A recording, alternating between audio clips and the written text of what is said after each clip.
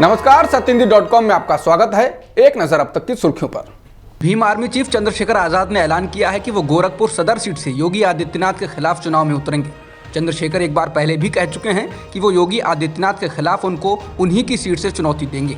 अब जब बीजेपी ने योगी आदित्यनाथ की सीट का ऐलान कर दिया है तो चंद्रशेखर की पार्टी ने भी औपचारिक रूप से ऐलान कर दिया। बता दें, चंद्रशेखर समाजवादी पार्टी के साथ गठबंधन नहीं होने के बाद चुनाव में अकेले दम पर उतरने का ऐलान कर चुके हैं। उन्होंने कुछ सीटों के नामों का भी ऐलान कर दिया है। उत्तर प्रदेश में कांग्रेस के लड़की हूं लड़ सकती हूं अभियान की चेहरा प्रियंका मौर्य आज बीजेपी में शामिल हो गई। इसके अलावा पूर्व समाजवादी पार्टी के विधायक और मुलायम सिंह के साढ़ू प्रमोद गुप्ता ने भी बीजेपी का दामन थाम लिया है। इससे पहले अपर्णा यादव भी बीजेपी में जा चुकी हैं। हालांकि अखिलेश यादव ने इसके जवाब में उनको शुभकामनाएं दी थीं और बीजेपी का धन्यवाद किया था। अखिलेश ने कहा था कि बीजेपी का धन्यवाद है कि वो उनको टिकट दे रहे हैं जिनको हम भी नहीं दे पा रहे। साथ ही ये भी कहा कि नेताजी ने उनको समझाने की कोशिश की थी। वहीं प्रियंका मौर्य को कांग्रेस ने टिकट देने से इनकार कर दिया था, जिसके बाद उन्होंने टिकट वितरण में अनियमितता का आरोप लगाया था। मुलायम सिंह यादव की बहू अपर्णा यादव के बीजेपी में शामिल होने के बाद बदायूं से बीजेपी सांसद संघमित्रा मौर्य ने पार्टी नेताओं पर सवाल उठाए हैं। संघमित्रा मौर्य के पिता और पूर्व कैबिनेट मंत्री स्वामी प्रसाद मौर्य कुछ दिन पहले बीजेपी छोड़कर सपा में शामिल हो गए थे। संघमित्रा मौर्य ने एक फेसबुक पोस्ट में लिखा है, हफ्ते भर पहले एक बेटी का पिता पार्टी बदलता है तो पुत्री पर वार हो रहा था। आज एक बहू अपने चचेरे भाई यानी योगी जी के साथ एक पार्टी से दूसरी पार्टी में आती है तो स्वागत होता है। क्या इसको भी वर्ग से जोड़ा जाना चाहिए कि बेटी यानी मौर्य पिछड़े वर्ग की है और बहू बिष्ट अगड़े वर्ग से है। संघमित्रा मौर्य ने हमला करते हुए आगे लिखा है, अगड़ा बीजेपी में आता है तो राष्ट्रवादी और वो वोट बीजेपी को करेगा या नहीं, इस पर सवाल खड़ा करना तो दूर सोचा भी नहीं जाता। लेकिन पार्टी में रहने वाला राष्ट्रद्रोही उसके वोट पर सवाल खड़े हो रहे हैं, ऐसा क्यों? कांग्रेस ने उत्तर प्रदेश के विधानसभा चुनाव के लिए उम्मीदवारों की दूसरी सूची जारी कर दी है। इस सूची में 41 उम्मीदवार हैं, जिनमें से 16 महिलाएं हैं। पहली सूची में कांग्रेस ने 125 उम्मीदवारों के नाम तय किए थे और इसमें 40% महिलाएं और 40% युवा थे। कांग्रेस की महासचिव प्रियंका गांधी वाड्रा ने घोषणा की थी कि पार्टी उत्तर प्रदेश में 40% टिकट महिलाओं को देगी। पार्टी ने लड़की हूं लड़ सकती हूं का नारा दिया है, जो काफी चर्चित हुआ है। अरुणाचल प्रदेश से बीजेपी सांसद तापिर गाव ने ट्वीट कर दावा किया है कि चीन की सेना ने अरुणाचल प्रदेश के एक 17 साल के युवक का अपहरण कर लिया है। ट्वीट में तापिर गाव ने लिखा है कि पीएलए ने जीटो गांव के 17 साल के मिरम तारोन का अपहरण किया। उनके मुताबिक अपहरण मंगलवार 18 जनवरी को किया गया।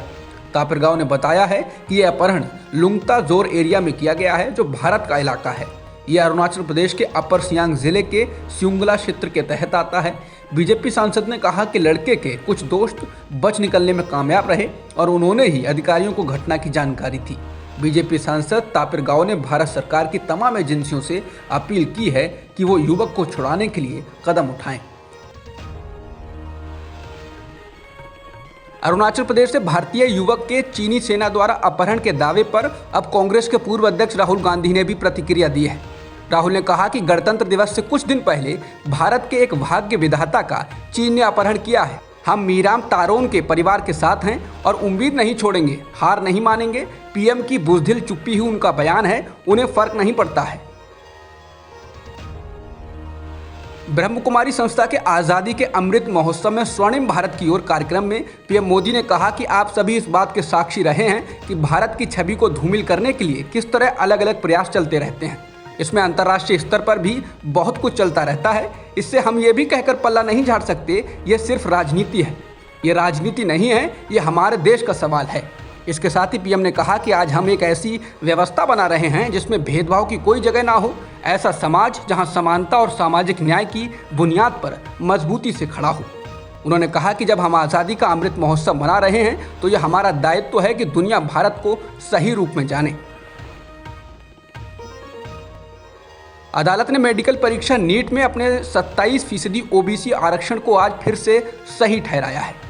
यह आदेश राज्य सरकार के चिकित्सा संस्थानों में मेडिकल सीटों पर केंद्र सरकार द्वारा शुरू किए गए ओबीसी और आर्थिक रूप से कमजोर वर्गों यानी ईडब्ल्यूएस के लिए आरक्षण को चुनौती देने वाली याचिका पर आया। कोर्ट ने 7 जनवरी को एक छोटे से आदेश के जरिए मेडिकल सीटों पर ओबीसी के लिए 27% आरक्षण को बरकरार रखा था। हालांकि उसने इसके लिए विस्तृत कारण नहीं बताए थे, लेकिन उसने आज के आदेश से सारी बातें साफ की हैं। मेडिकल परीक्षा नीट में आरक्षण को लेकर सुनवाई के दौरान जस्टिस डी.वाई. चंद्रचूड़ और ए.एस. बोपन्ना की बेंच ने कहा, अनुच्छेद 15(4) और 15(5) वास्तविक समानता के पहलू हैं। प्रतियोगी परीक्षा आर्थिक सामाजिक लाभ को नहीं दर्शाती है जो कुछ वर्गों को अर्जित किया जाता है। योग्यता को सामाजिक रूप से प्रासंगिक बनाया जाना चाहिए।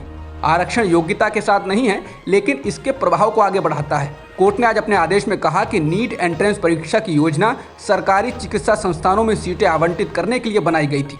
सुप्रीम कोर्ट ने आज ये भी साफ कर दिया कि मेडिकल सीटों में आरक्षण देने से पहले केंद्र को इस अदालत की अनुमति लेने की आवश्यकता नहीं थी। इस प्रकार उनका निर्णय सही था। हम मानते हैं कि स्नातक और स्नातकोत्तर पाठ्यक्रमों के लिए AIQ में OBC के लिए आरक्षण संवैधानिक रूप से मान्य है। हालांकि कोर्ट ने कहा कि EWS कोटा निर्धारित करने के लिए मानदंड की वैधता को इस साल मार्च के अंत में कोर्ट को विस्तार से सुनना होगा। पंजाब में कांग्रेस की ओर से मुख्यमंत्री का चेहरा कौन होना चाहिए, इसे लेकर तमाम बड़े नेताओं ने अपनी ख्वाहिश आलाकमान तक पहुंचानी शुरू कर दी है।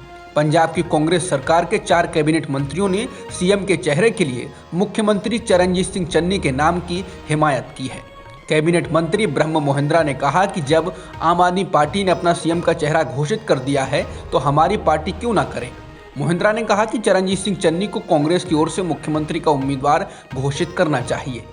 इसके बाद उप मुख्यमंत्री सुखजिंदर सिंह रंधावा ने कहा कि चरणजीत सिंह चन्नी मुख्यमंत्री हैं और इस वजह से कांग्रेस का चेहरा पहले से ही घोषित है। रंधावा ने बिना नाम लिए प्रदेश कांग्रेस के अध्यक्ष नवजोत सिंह सिद्धू पर भी हमला बोला और कहा कि कांग्रेस में जो शख्स हाय हाय करता है कि मुझे चाहिए, कांग्रेस कभी ऐसी बातों को बर्दाश्त नहीं करती। एक अन्य कैबिनेट मंत्री तृप्त राजेंद्र सिंह बाजवा ने भी कहा कि सीएम के चेहरे का ऐलान करना चाहिए और इसका फायदा होगा। गुरनाम सिंह चढ़ूनी की पार्टी संयुक्त संघर्ष पार्टी और एक अन्य किसान नेता बलबीर सिंह राजेवाल के नेतृत्व वाली संयुक्त समाज मोर्चा ने चुनाव में साथ में उतरने का फैसला किया। पंजाब विधानसभा चुनाव 2022 के लिए हुए इस समझौते के तहत अब संयुक्त संघर्ष पार्टी 10 सीटों पर चुनाव लड़ेगी। समाचार एजेंसी एएनआई के मुताबिक चढ़ूनी ने कहा कि लोगों की भावनाओं को देखते हुए दोनों पार्टियों ने साथ आने का फैसला किया है। भारत में पिछले एक दिन में कोरोना संक्रमण के 3,17,532 नए मामले सामने आए हैं, जबकि 491 लोगों की इस दौरान जान गई है। इसके साथ ही देश में डेली पॉजिटिविटी रेट 16.41% हो गया है, जबकि साप्ताहिक पॉजिटिविटी रेट 16.06% है।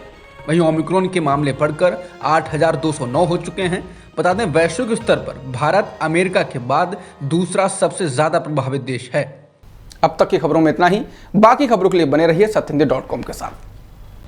सत्य हिंदी का ऐप डाउनलोड करें गूगल प्ले स्टोर पर।